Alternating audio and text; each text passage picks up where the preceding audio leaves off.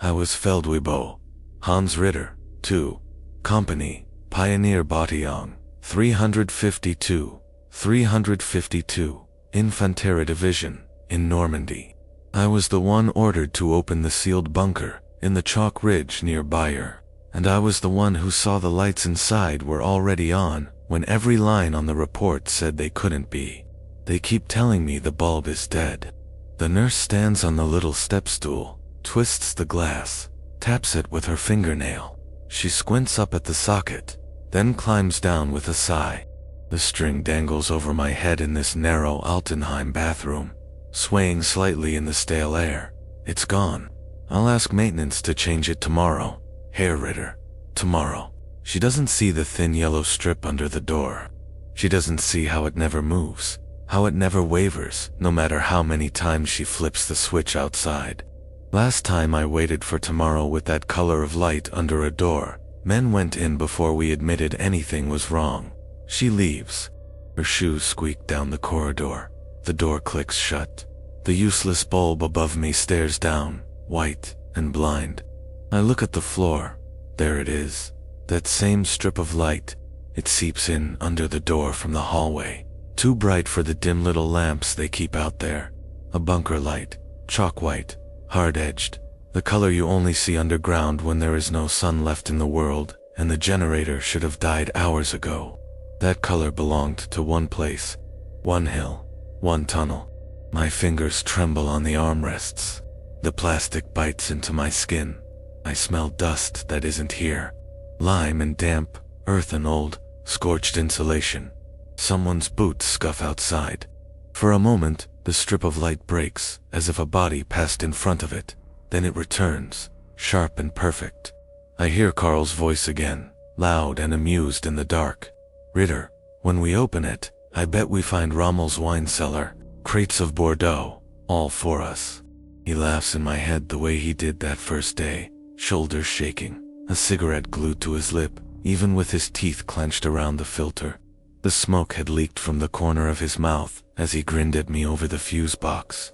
Carl Bode always joked when we were afraid. His hands never shook when he wired charges, but you could see the nicotine stains on his fingers, brown crescents around the nails. He died under that hill. The light under the door brightens, just a little. It's enough. I reach for the armrest with both hands and push, chair wheels rolling an inch over the tile. My knees crack. My breathing rasps in my chest. Somewhere, a fluorescent tube flickers and hums like a distant generator, trying to start. I smell hot metal, wet stone, a faraway temps of sea air moving through a concrete throat. I'm back in Normandy before the landings. Before our bunkers were smashed and our trenches filled with men who couldn't be dug out in time. Back when we still believed concrete would save us. They told us bunkers were safe. They told us steel and stone were better than open fields. They told us that if you stayed inside and followed procedure, no shell would reach you. That was the rule. I learned a different rule that week. Bunkers are only safe if they are truly empty. If nothing older than the war is already inside. We were billeted in a sleepy village inland from the coast, west of Bayer. Half-timber houses. A church with a stone spire that had seen 3 centuries of storms. Cows in the pastures. Low hedgerows. The bocage. Everyone cursed later when the Americans came. We slept 6 men to a room above a stable. The hay smell climbed through the floorboards. Flies droned at the windows. In the evenings, our boots lined the hallway like dead crows, toes all pointing toward the stairs. I remember the first time I heard the village bells and something else beneath them. A thin metallic hum under the chime, just on the edge of hearing. Like a field telephone's vibration, too far away to be for us. Max Heller was sitting on his bunk, polishing his boots with spit on a rag. He always hummed the same tune when he worked. A Schubert lied his mother liked. Only the melody, never the words. He stopped mid-phrase, tilted his head. "You hear that, Hans?" I listened. Bells. The hum. Then it faded. "Bells," I said. "Vespers, not the bells." He frowned. "Like a lamp buzzing in the ground." He smiled after a second and shrugged. Maybe the wine from last night. He went back to his boots. The rag moved in little circles, slow and steady. Max always polished gear when he was nervous. Boot leather, rifle stock, mess tin. He liked things to shine, as if the shine itself could protect you. Down in the lane, children shouted in French. A dog barked at a passing truck. The air smelled of cigarette smoke and cow dung and stew drifting from the farmhouse kitchen. That was the day the captain told us about the bunker. He laid a map on an upturned crate in the barn. Lantern light shook over the paper as the horses shifted in their stalls. Flies crawled on the rafters above us, dark specks against the pale wood. Here, he said, tapping the chalk ridge east of the village. The French dug something into this hill between the wars. Some kind of depot or reserve position. Our survey says there's a long underground gallery with several chambers. It was sealed afterward. Concrete doors, backfilled passage, old power lines going in. He glanced at me and at Carl. Berlin wants every meter of usable underground space. Signals, reserves, command posts. We don't waste concrete. Pionier-Bataillon 352 will open it, inspect it, and hand it over. Carl whistled under his breath.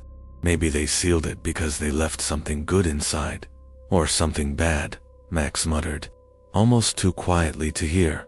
The captain's eyes flicked to him, then to me. You'll take 2 squads, he said. Light charges only. No collapsing the roof. We want the gallery intact. If there are obstacles, remove them. If there's damage, report it. You replace broken lamps, check cabling, test the lines, questions. My throat felt dry. Was it used in 1940, Herr Hauptmann, when we came through? He shook his head. Records say it was sealed before the war. Old French plan. Never finished. Probably full of rats. Don't waste time asking locals for ghost stories. Just open it. He dismissed us with a wave. We stepped out into the courtyard. The last of the orange daylight brushed the sky, fading into a gray that matched our uniforms. Swallows darted around the church spire, catching insects in sharp twists. The old farmer who owned the place was standing by the water trough, hands in his pockets, cap low over his brow. He watched us with narrowed eyes as we passed. Carl nudged me. Ask him, he murmured. I shook my head. The farmer spat in the mud. You go to the hill, he said, in rough German learned from too many occupiers in one lifetime. You open it. Carl grinned. We open everything. We're engineers. The man's gaze slid past us, toward the ridge. Even in the fading light, you could see the line of trees that crowned it. Dark shapes against a paler sky. There were no houses up there, no chapel. Just a chalk face, like a wound where the earth had been cut. My father told me. The farmer said they dug under that hill when he was young. Soldiers then too. Not Germans, not French. Before, they dug and dug. Men went in and did not come out, so they closed it. Poured lime, built the little cross above the old entrance. He pointed with a dirty fingernail. I could just make out a weathered wooden cross on the slope, half hidden by scrub. Carl laughed. Every hill in France has a story like that. The farmer's eyes hardened. The lamps, he said. They never went dark. Not once. Even when the priests said they had taken the bodies away. Even when there was no power. People saw from the fields, at night, a line of little suns in the cliff. Max shifted beside me. Electric lamps. The farmer shook his head. Oil lamps. Then later wires. Always the light. Men from the village went to watch some evenings. Then they stopped. The cure said anyone who watched too long would be called to join them. Called how? Carl asked, still smiling. The man lifted one hand and snapped his fingers once, sharp, like that. He turned away, without another word. His boots squelched in the mud. We loaded the truck with tools and charges the next morning. The sky was low and white. Mist hung in the orchard behind the house. Dew beaded on the grass, tiny mirrors that broke when you stepped on them. In the back of the truck, Jerrycans clanked faintly. Coils of cable shifted. Shovels rattled. The smell of fuel and oil wrapped around us like a blanket. Max sat on an ammunition crate, helmet askew, humming his tune. Next to him, young Weber checked his wire cutters 3 times, snapping them open and closed with nervous precision. Carl hopped up, slapped the side of the truck twice, and lit another cigarette. "Remember?" he said, exhaling smoke. "If we find wine, I pick first." We rumbled up the rutted track toward the hill. The truck bounced. My teeth clicked together on every pothole. Wind tugged at the edges of the tarp. As we rounded the last bend, the chalk face came into view. A raw, pale cliff, 10, maybe 12 meters high, cut back from the slope. Ivy clung to the sides in ragged strips. Brambles knotted around the base. There was no obvious entrance, just a lighter rectangle half covered by earth and scrub where the concrete ceiling had weathered differently from the rest. The little wooden cross the farmer mentioned leaned at an angle nearby, its base eaten by rot. Someone had tied a faded blue ribbon around it. It fluttered weakly in the chill breeze. We jumped down from the truck. Boots hit gravel. Tools clanked. The air smelled of damp stone and something faint and metallic, like old blood on rusted steel. Carl whistled. Romantic. Max's gaze lingered on the cross. He touched the little iron crucifix around his neck, then tucked it back under his tunic, as if embarrassed. "You believe that old man's stories?" Weber asked him. Max shrugged. "I believe hill tunnels are never empty. Old air, old things. You should treat them with respect." Carl grinned. "I will say a bit before I blow the door." We set to work. We cut back the scrub with axes, branches cracking and snapping under our hands. Thorny vines flayed the backs of my fingers through the gloves. Chalk dust fell in soft bursts as we scraped away at the slope with shovels, uncovering the edges of the concrete plug. Sweat soaked my undershirt despite the morning chill. My breath puffed in little clouds. The scrape of steel on stone echoed off the cliff face, returning as a dry whisper. After an hour, the outline of the sealed entrance stood clear. A rectangular slab poured into the original opening, slightly recessed, streaked with mineral stains. No hinges, no handle, just a solid blank face. "It's thick," Carl said, tapping it with his knuckles. "They didn't want anyone going in or out." "Charges along the edges," I said. "Small ones, enough to crack it, not enough to bring the hill down." We drilled holes with hand-cranked drills, the bits squealing in the concrete.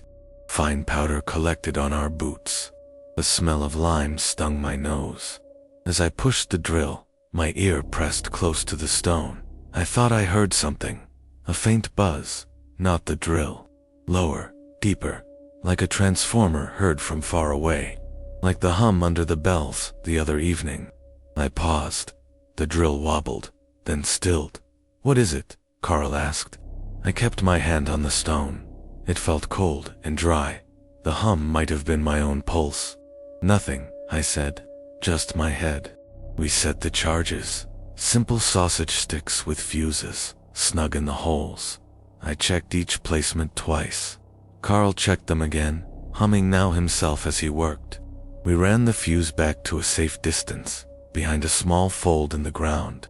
The chalk crumbled under my boots as I climbed. The sky had turned a flat, featureless gray. Not a good day for flying. Not that the Luftwaffe flew much anymore. "Everyone down," I called, mouths open, fingers in ears. They obeyed, men dropping into prone, helmets bumping together. Clay clung to their elbows, faces pressed into the damp ground. I took the lighter from my breast pocket. The little flame flickered in the breeze, then steadied. I touched it to the fuse. It caught with a soft hiss. We waited. You always count. Even if you know the timing, you count. 1, 2, 3, 4. The explosion slammed the air. Dust jumped from the ground. A deep, dull thump rather than a sharp crack. The earth under my chest lurched, then settled. Bits of chalk and concrete pattered down like hard rain.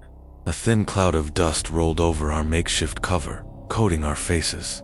Turning Weber's blonde hair white, I spat grit. My ears rang. When the dust thinned, we rose.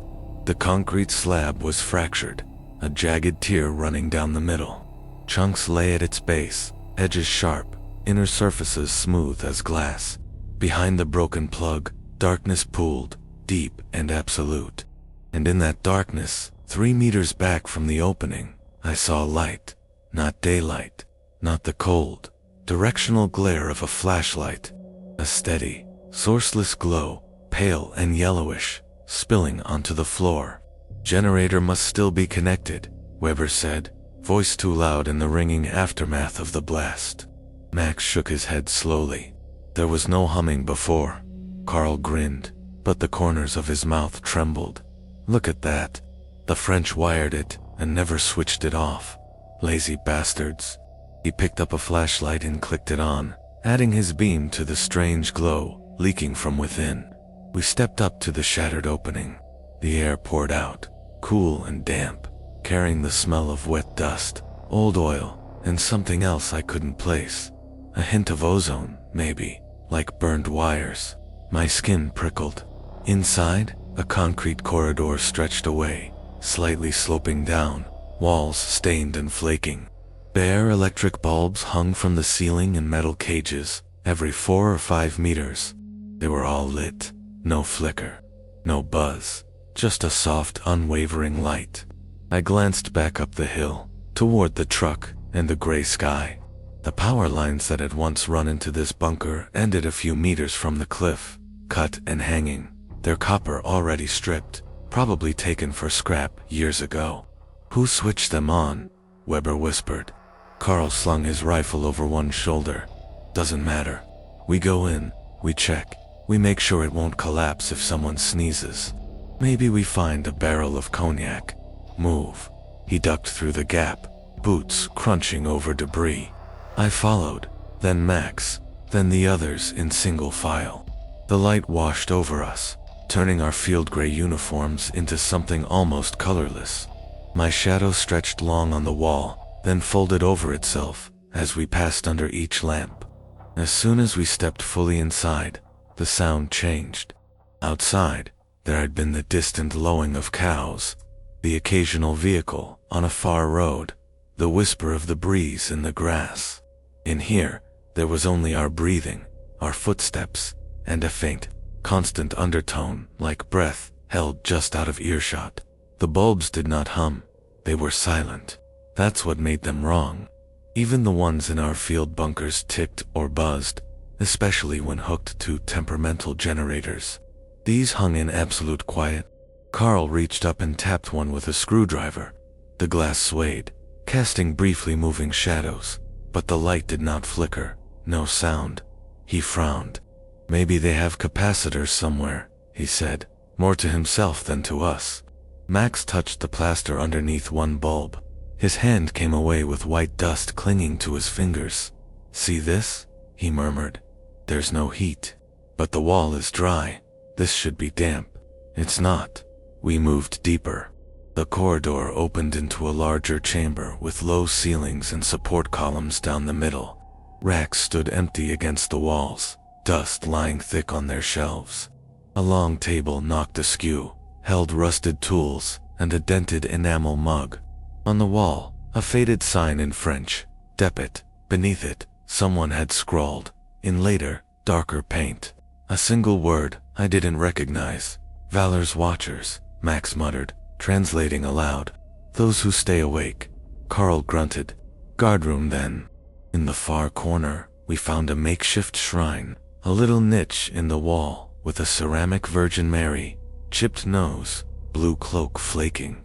3 candle stubs stood in front of her, puddles of old wax frozen around their bases. Their wicks were blackened. No one had lit them in years. Yet the smell of fresh candle wax lingered in the air, sweet and heavy. Max stared at the statue.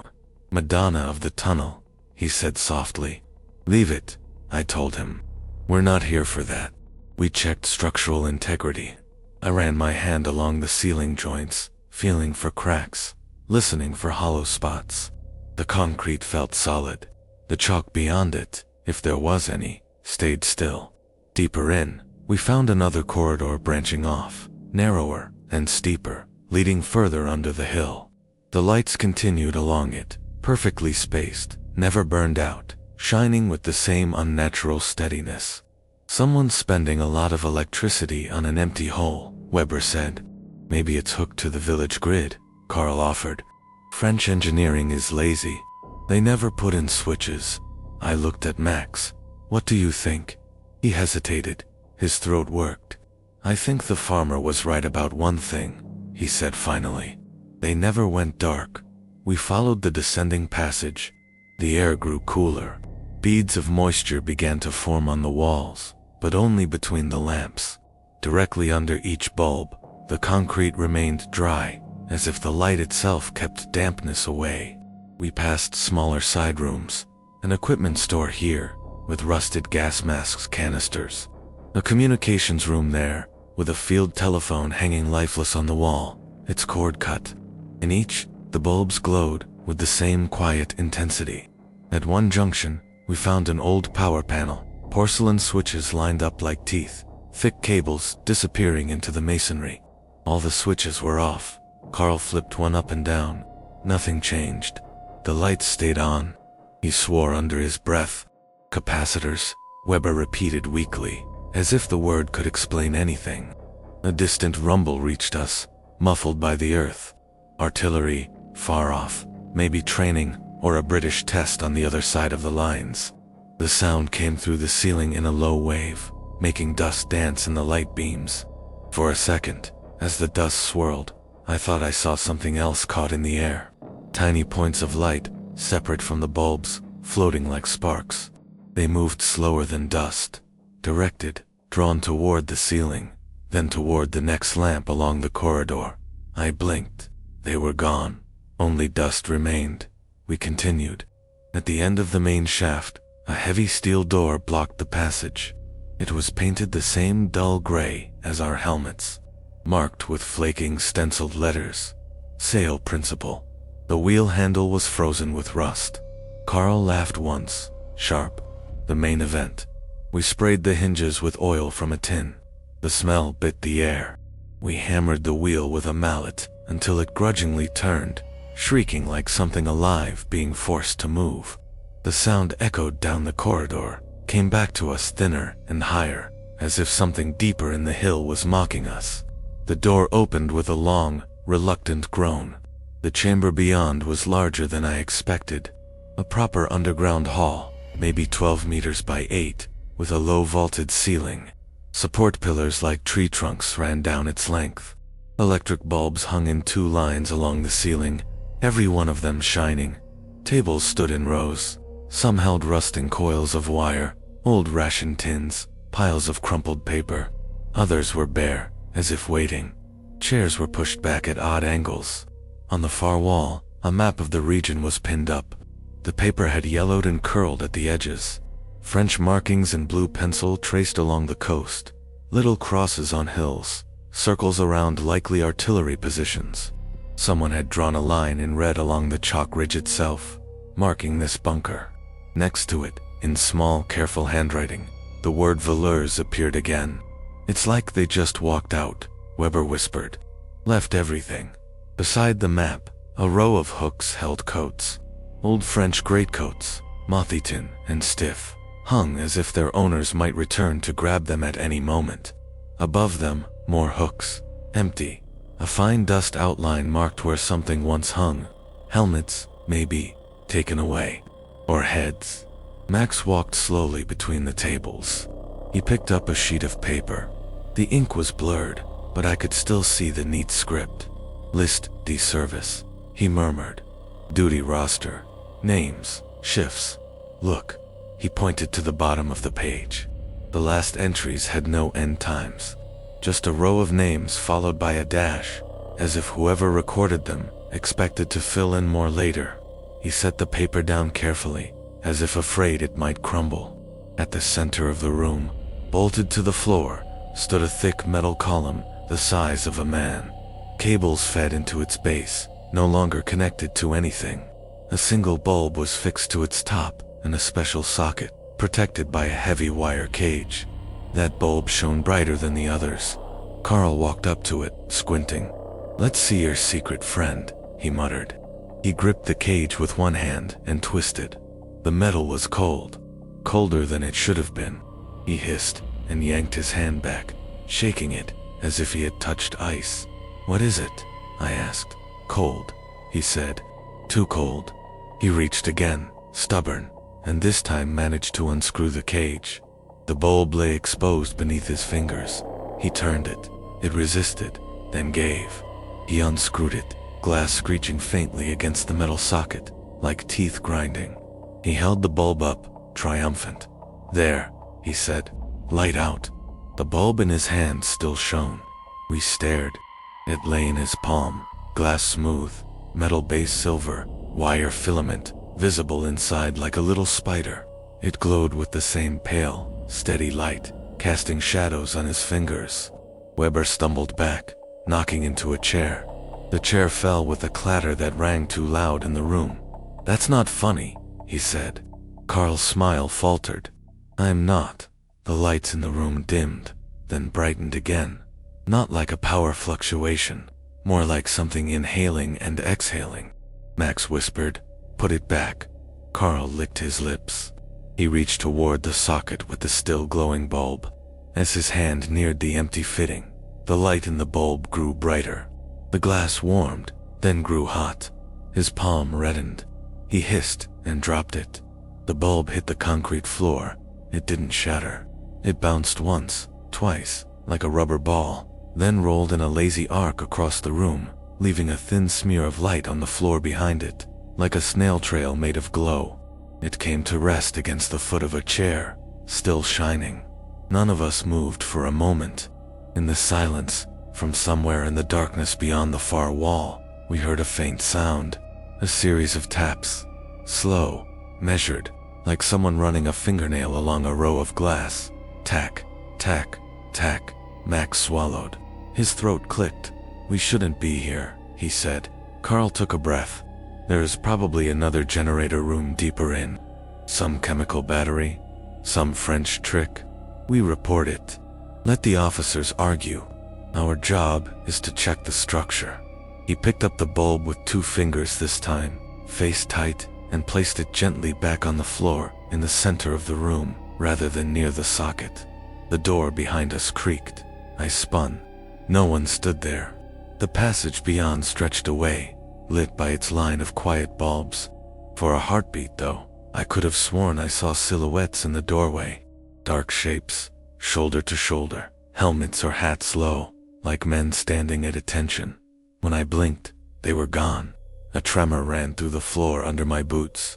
Not artillery. Something closer, moving through the rock. "Enough for today," I said. "We mark what we found. We come back with more men, more light, maybe the captain himself. No one goes beyond this room." Carl opened his mouth, probably to argue. Then he closed it. His hand still shook slightly. On the way out, as we walked along the corridor, the bulbs flicked off ahead of us, one by one, as we approached. Not in a wave from one end, always just the one we were nearly under.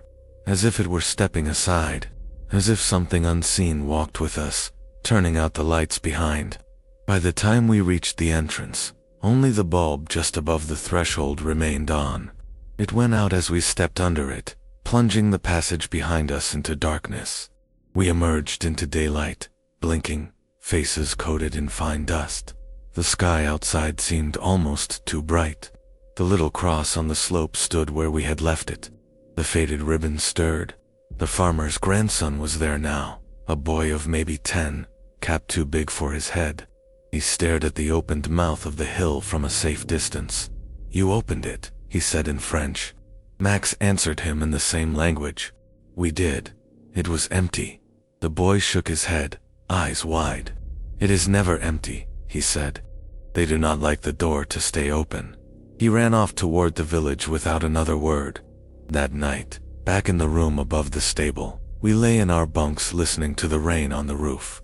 The air smelled of wet wood, wool blankets, and tobacco. Someone snored. Someone else muttered in his sleep. Max's bunk above mine creaked as he shifted. "You awake?" he whispered. "Yes." He leaned over the edge. I could just make out the pale oval of his face. "I had a dream," he said. "Or something. I was walking in that tunnel. No, not walking. Standing. Always standing. I couldn't move. There were lamps all along the ceiling, but they weren't electric. They were old. Oil lamps. Lanterns. But they gave off that same color. And in front of me, there was a table with names on it. Names. Like in the duty roster. Handwritten. Rows and rows. But they weren't French. They were German. Our unit. Our company. Our names. Some had lines through them. Some were blank. Mine was at the bottom. Empty. Waiting. He laughed softly, but there was no humor in it. Stupid, yes. I stared up at the slats of his bunk. Water dripped somewhere in the roof, slow and regular. "Dreams," I said. Nothing more. In the distance, almost drowned by the rain, a low hum floated on the air. Not thunder, not a truck. A vibration, like that of many small bulbs burning in a closed space. A week later, the first shells fell on the coast. We heard them as a distant thudding at first. Rumors ran faster than orders. Landings, ships on the horizon, whole fleets. Some men craned their necks toward the narrow strip of sea visible between two hills. Others went quiet. Our unit was pulled back and forth, digging positions, laying mines, trying to guess where the enemy would break through the hedgerows. The radio crackled with angry, strained voices. Planes droned overhead, unseen in the low clouds. In the chaos, the bunker stayed on our list like an afterthought. The captain wanted it ready for use. Headquarters wanted everything underground. We returned there 3 days after the landings began. This time, artillery was closer. You could feel the concussions in your chest. Dust drifted down from the chalk face as we approached, fine like flour. The village had changed. Windows were boarded up. Some shutters hung crooked where blast waves had loosened them. The church bell tower bore a new crack near its base. The farmer's house was shuttered tight. No one stood outside. We parked the truck closer to the hill for faster loading. Radios, crates of rations, boxes of documents. The idea was to move some reserve supplies and a field telephone exchange into the bunker, safe from air attack. I stood at the entrance with Carl and Max as the others passed us carrying gear. The gap we had blasted in the concrete plug looked darker than before. The air that flowed out felt colder, despite the summer heat on my back. The bulbs clicked on as soon as I placed a boot on the threshold, as if triggered by my weight. One after another, down the corridor, a path of pale suns lit for us. We didn't bring extra lamps that day. We threw a few lamps into the truck out of habit, but we didn't need them. The bunker was already lit better than most of our positions. Inside, the hall looked unchanged. The tables sat where they had been. The maps still hung on the wall, paper now stirred by small currents of air that had not been there before. The central bulb in its cage shone. The loose bulb we had left in the middle of the room was gone. "Someone's been here," Weber said. "Locals," Carl said. "Curious kids. Maybe a patrol from some other unit." Max pointed toward the shrine in the corner. The Virgin Mary statue had been turned around to face the wall. The candle stubs sat as before, but now their wicks were fresh and clean, as if someone had cut them short with a knife. "You think kids would bother to do that?" Max asked. No one answered. We set up the radio table against one wall. Wires snaked back toward the entrance, where a cable line connected to a junction box outside. The radio hissed and popped as signals washed through. The operator, a thin man from Hamburg with hollow cheeks, adjusted the dials with practiced fingers. "Good reception in here," he said. Surprising. The captain had come this time. He walked the length of the hall, boots echoing, hands clasped behind his back. His eyes flicked over the map, the tables, the ceiling. "They did good work, these French," he said. "If we had 100 of these along the coast, we'd still have a chance." He stood beneath the central bulb and looked up into its light. His pupils shrank to pinpoints. Sweat beaded on his forehead. Too bright, he said abruptly, stepping back. Feels like an interrogation room. He turned to me. Make sure the entrance can be closed quickly if needed. Sandbags stacked. The bunker is reserve only. If the position becomes untenable, we collapse the inner galleries rather than let the Tommies or Americans take it. He left us there with the radio operator and a half-dozen men as the forward elements shuffled and changed outside. That afternoon, the shelling moved closer. You can hear approaching barrages in layers. First, the faint, distant thuds as the guns fire. Then the growing rush, like a train underwater. Then the impacts, some near, some far, each one a physical punch. In the bunker, the impacts came as deep booms that shook dust from the ceiling. The bulbs swayed slightly, but did not flicker. We sat at the tables, waiting.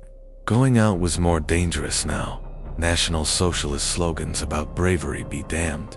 Orders came crackling through the radio, full of static and fear. Unit so-and-so, falling back. Hedgeline breached. Tanks in the gap. I studied the map. The red pencil line along the ridge looked thinner than I remembered. The little note valors stared back at me. The first time we heard the voices was near dusk. The air in the bunker had grown stuffier, crowded with our breath and the faint, sour smell of unwashed wool. Somewhere deeper in, condensation dripped in steady drops, counting time. I was at the shrine, turning the Virgin Mary back to face the room. It felt wrong, her plaster eyes toward the wall. As I set her straight, my finger brushed the candle wax. It was soft, warm. I froze. No one had lit them. We had no matches to spare, and no reason. Yet the wax yielded under my touch like it had been near flame. Behind me, down the corridor toward the entrance, someone laughed. Not a full laugh. A short, breathy exhalation with a hint of voice, like a joke shared under breath. I turned. The hall stretched behind me, empty. The radio man sat with headphones on, back bent, tapping out a reply. Weber scribbled notes at the far table. Max leaned against a pillar, eyes closed, humming faintly. Carl wasn't in sight. Did you hear that? I called. Hear what? Max opened his eyes. Someone laughed. Probably Carl, he said. He went to check the sandbags. I walked toward the corridor. As I passed under the central bulb, the light dimmed around me. My shadow on the floor lengthened, stretched forward, then split. For a heartbeat, I saw not one shadow, but 6, standing shoulder to shoulder, helmets, coats. They stood in a line facing the shrine. Then the bulb brightened again. Only my own outline remained, trembling on the concrete. My skin crawled. Carl. I called into the passage. Here, his voice answered from the entrance. Too quickly. Stop shouting. You'll bring the whole Allied army down here. He stepped into view, wiping dust from his hands. You were laughing, I asked. He frowned, laughing. No.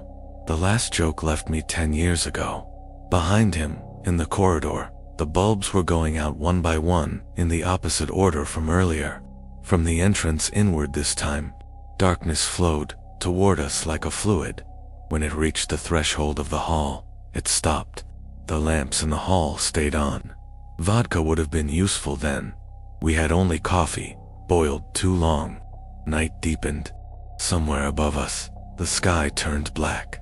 The shriek and rumble of shells grew constant, a backdrop rather than isolated blows. The radio spat out fragments of disaster. Enemy armor north of static roads, impassable more static. Hold at all costs. At some point, we lost track of time. It may have been midnight when the first runner arrived. Mud splattered, eyes wild, helmet askew. He stumbled down the corridor, panting, and burst into the hall. Orders, he gasped. The company is to fall back to secondary positions. This bunker is last resort. We're to hold until someone relieves us. He swallowed, throat bobbing. His hands shook as he handed over a folded paper to the captain, who had returned a few hours earlier. The captain read it, jaw clenching. Secondary positions are already compromised, he said. Very well, we hold. We block the entrance if necessary. We make this hill a tomb before we surrender it. His eyes met mine. Ritter, if I give the word, you blow the access corridors. Understood. I nodded, stomach twisting. The runner sank onto a chair, chest heaving. He stared up at the lights. Good place, he said weakly. Bright. Better than the foxholes. He blinked. Do you hear singing? He asked. We all paused. At first I thought it was the whine of falling shells. Then, I realized it was too regular, too arranged. A sound, distant and thin, filtered through the concrete. A voice's hum, many voices, all on one note, rising and falling in waves. Not German, not French. Something older, vowels stretched, consonants soft. The hairs on my arms rose. Max's face drained of color. That's a litany, he whispered. Latin, maybe, or something like it. He wasn't the only one raised Catholic. A couple of the men crossed themselves on instinct, then seemed embarrassed. The captain's eyes flashed. Radio noise, he snapped. You're letting your nerves play tricks. The radio was silent at that moment. The humming chant came from below. The lights brightened slightly in time with the sound. When the voices rose, the bulbs glowed more fiercely. When they dipped, the glow dimmed. We should leave, Weber said. The hill is being shelled. We have orders to hold until relief. If that relief is not possible. Enough. The captain cut him off. We will hold. And we will not let fairy stories chase us out of one of the few defensible positions left in this sector.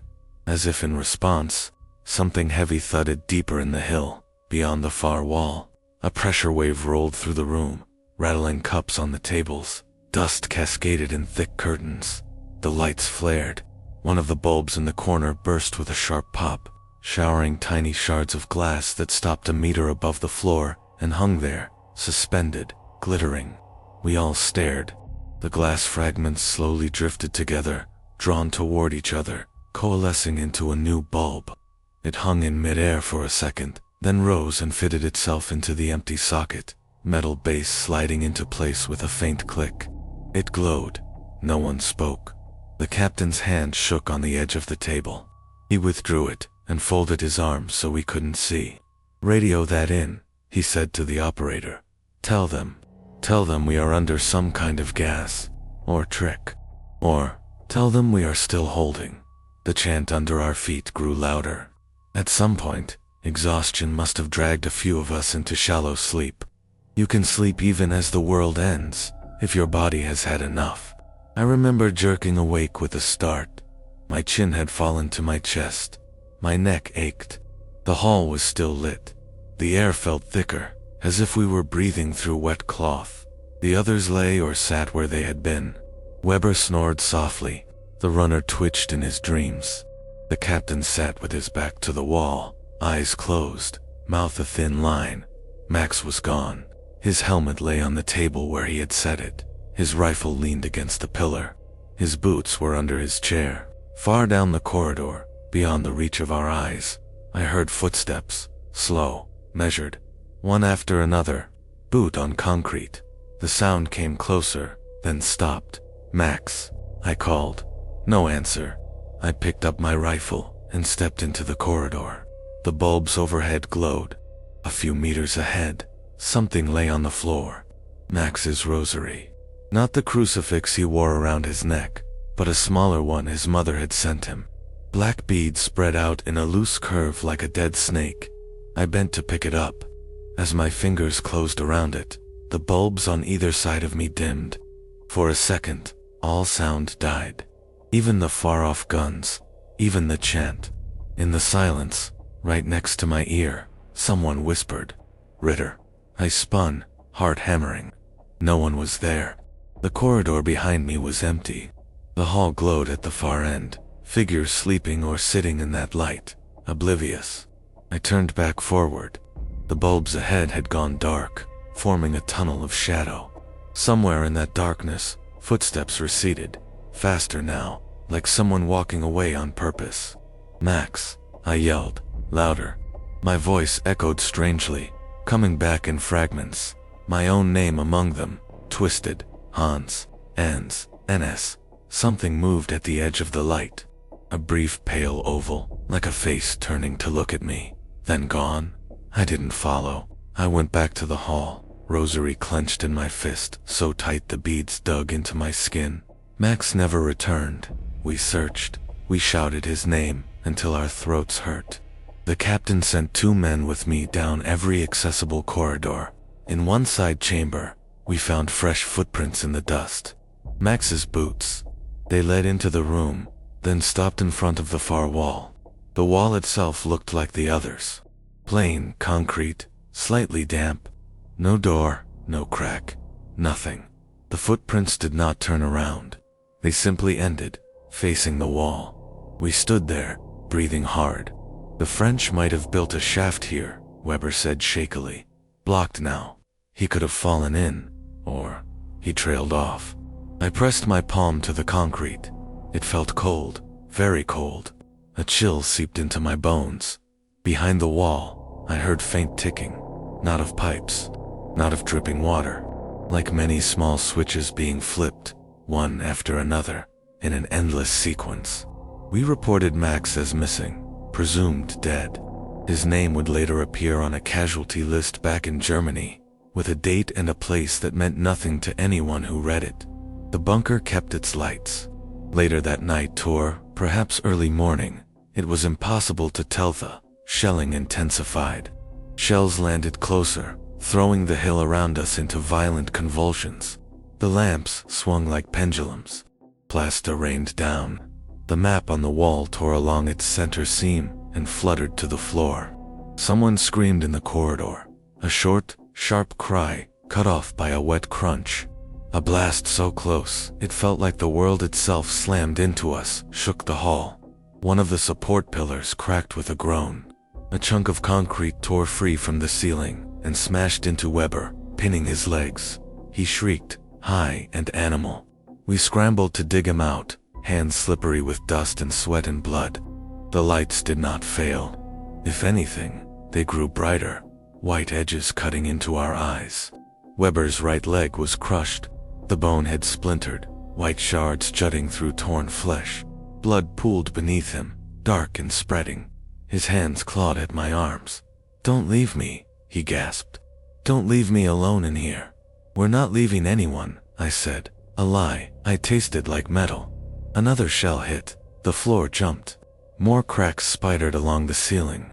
The captain barked orders. "Seal the inward corridors. Bring down anything deeper than this hall. We hold only this room and the entrance. Ritter, charges now." Now, we had prepped charges for exactly this. Small satchel charges lined along key structural points, ready to bring down the side galleries in a controlled collapse. Carl and I ran, shoulders brushing the walls as we moved. In each corridor, as we placed a charge and lit the fuse, the lamps flicked off just ahead of us, plunging the end of the passage into darkness. When we ran back toward the hall, the lights snapped on behind, the darkness chasing us. We blew the side tunnels one by one. The concussions rolled through the bunker like thunder in a stone well. Dust filled the air, choking. Chunks of rock crashed in distant rooms. The chant underfoot never stopped. If anything, it grew louder, as if whatever sang approved of our work. Back in the hall, Weber had fainted. His face was ashen. The captain pressed a morphine syringe to his arm until the needle went in, then tossed the empty metal tube aside. We stacked crates and sandbags at the entrance to the hall, making a low wall. If the outer corridors collapsed, we would at least have this small island. We were making our own tomb. The radio man shouted over the din. They say to hold if we can, but there is no relief. Units are breaking everywhere. The front is gone." His eyes were wide. The headphones crackled with distant, desperate voices. The captain stared at the entrance, jaw set. "We hold," he said. "We have lights, we have air, we have duty." He sat under the central bulb again, head tilted back. "This light," he said quietly, so only I heard. "It feels like an eye." The lamp above him flared, then dimmed. The chant rose to a crescendo, then stopped abruptly. Silence crashed down. In that silence, every bulb in the hall flickered once, twice, then steadied. The Virgin Mary statue cracked down the middle with a tiny yet distinct sound. A hairline fracture ran from her head to her feet. The candle wicks in front of her burst into flame without any match. Little yellow tongues trembled, then burned with unnatural steadiness, matching the bulbs. Weber's eyes snapped open. He stared at the ceiling, pupils blown wide. "They're here," he whispered. His breath steamed in the suddenly cold air. "Who?" I asked, though I already knew the answer. "The ones who watch," he said. "They were always here. We just turned on the door again." His hand groped for mine, fingers slick with blood. "You have to turn it off," he said. "Please, turn off the light." His grip slackened, his head lolled to one side. His chest rose once more, then stilled. We covered his face with a torn blanket. The door to the hall creaked. Slowly, almost politely, it swung inward. The corridor beyond glowed with an even, clear light, stronger than before. Not the yellowish of the bulbs. White, clinical, no shadows. In that white radiance, figures stood. They weren't solid. Not exactly. More like impressions in the air, where something had displaced the light. Men, I think. Or what had once been men. Uniforms that weren't ours. Helmets shaped like those from an earlier war, or earlier than that. Coats long and buttoned to the neck. They stood in a line, shoulder to shoulder, facing us. Their faces were indistinct, blurred, as if seen through frosted glass. Only the eyes were clear. Pinpoints of the same white light as the bulbs, bright enough to hurt. Their hands hung at their sides. In some, I saw the outline of lanterns, old-fashioned, with metal frames and glass panes. The lanterns emitted no light. All the illumination came from the figures themselves. One stepped forward. The air grew colder by several degrees. My breath smoked. The candle flames tilted toward him, as if drawn. He raised his lantern. The handle was worn where many fingers had gripped it over years. Inside the glass, there was no candle, no wick, only a tiny bulb, glowing like the ones overhead. He lifted the lantern slightly, as if in greeting or accusation. Behind him, more figures crowded the corridor, ranks upon ranks, disappearing into the endless white. The captain tried to stand. His knees buckled. He grabbed the table for support. "In the name of," he began, then stopped. What name could he use that would matter here? My hands moved on their own. I grabbed the nearest thing on the tabula wooden box of spare bulbs we had brought and never used. I hurled it at the central column. The box struck the metal with a hollow bang. The bulbs inside shattered. For a second, the central lamp flickered. The figures in the doorway flickered too, edges blurring. Carl understood somehow. He jumped to his feet, grabbed another crate, this one full of empty ration, tins, and threw it at the shrine. The Virgin Mary statue toppled, shattering on the floor. The candle flames went out. All at once, the lights in the hall and the corridor plunged into darkness. Not complete. Not like the absence of light. More like a gray that had weight. In that gray, the white points of many eyes burned like stars. The chant returned, not from below this time, but all around us. Inside the walls, inside our skulls. I don't remember clearly what happened in the next minutes. I know there was screaming, some of it mine. I know I fired my rifle until the bolt clicked on an empty chamber. The muzzle flashes lit brief snapshots, Weber's body still on the floor. Carl's face contorted, the captain backing toward the map wall with his pistol shaking. I know that whenever a shell hit close enough to rock the hill, the eyes flared brighter, as if feeding on the violence. I remember heat on my face, though the air stayed cold. I remember, most clearly, the moment a lantern touched my chest. One of the figures had moved close enough that I could see the outline of his gaunt cheeks, the stubble on his jaw like frost. His helmet was of a model I had only seen in history books, from a war before this one, maybe even before that. He pressed the lantern against my tunic. There was no glass. My chest passed through where glass should have been, but I felt something, a pressure, a weight. A cold that was not cold, but an absence so total it burned. My heart stumbled. There was a sound, far away and close at once, like a switch being thrown. Then, nothing. I woke on the slope outside, gulping air. The sky above was gray with smoke. The hill roared with distant impacts. Men shouted. Vehicles ground along the lanes. My ears rang. Someone was dragging me by the straps of my gear. I rolled and coughed, chalk dust exploding from my lungs. It was one of our own, a grenadier I barely knew. His face was slick with sweat and grime. "You're alive," he said, sounding surprised and vaguely annoyed. "Good. Get up, old mole. We're pulling back. Orders came 20 minutes ago. The hill's lost." I stared past him. The bunker entrance had half collapsed. The concrete plug we had shattered now lay in jagged pieces scattered down the slope. The opening gaped like a broken mouth full of rubble. From inside, faintly, I saw light. Not fire. Fire dances. This did not move. A steady yellow-white glow pulsed behind the debris, lighting every crack and gap from within. Every time a shell landed nearby, throwing new showers of earth and stone, the glow flared, then steadied. Men ran past, heads ducked. Some glanced at the hill and made hurried signs against evil. Even men I knew didn't believe in such things. Others didn't look at all. I didn't see Carl, or the captain, or the radio man, or Weber, or Max. I saw, briefly, an arm jutting from the rubble near the entrance. The sleeve was torn. The hand held something. A bulb. Its glass was unbroken. It shone through the dust. "Come on," the grenadier shouted.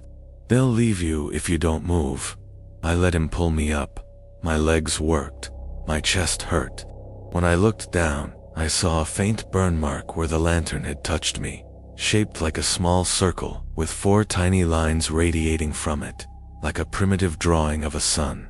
We fell back with the rest, through the hedgerows, under fire, turning, shooting, running again. The hill receded behind us. As we dipped into a low field, I glanced back. For a moment, through drifting smoke, I saw the chalk face with perfect clarity. The bunker entrance was gone, buried. The little wooden cross lay broken in half. Above where the entrance had been, a line of pale points burned in the chalk. Lamps, or something like them, embedded in the rock itself. They traced the original contour of the buried tunnel, a ghost of light. The line extended beyond the hill, out into the air, over the fields, into the distance, in the direction we were retreating. I blinked. The vision vanished. Only smoke and dust remained. The war went on. For me, for a while. I was wounded near St. Lay shrapnel in the thigh. I spent time in field hospitals, then in a prisoner camp. Years passed. Borders changed. Governments fell. I returned to a different Germany with a limp and a discharge paper that said very little. I married. I worked in a factory that made fluorescent tubes.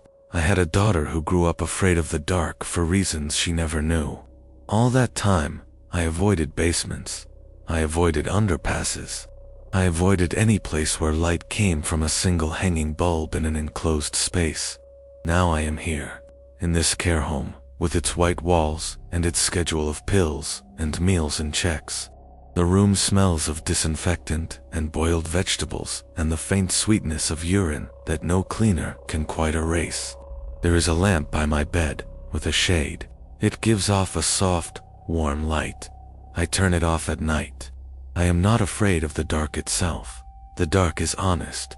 The dark hides things, yes, but it does not shine. It is the lights I watch. The strip under the door glows steady.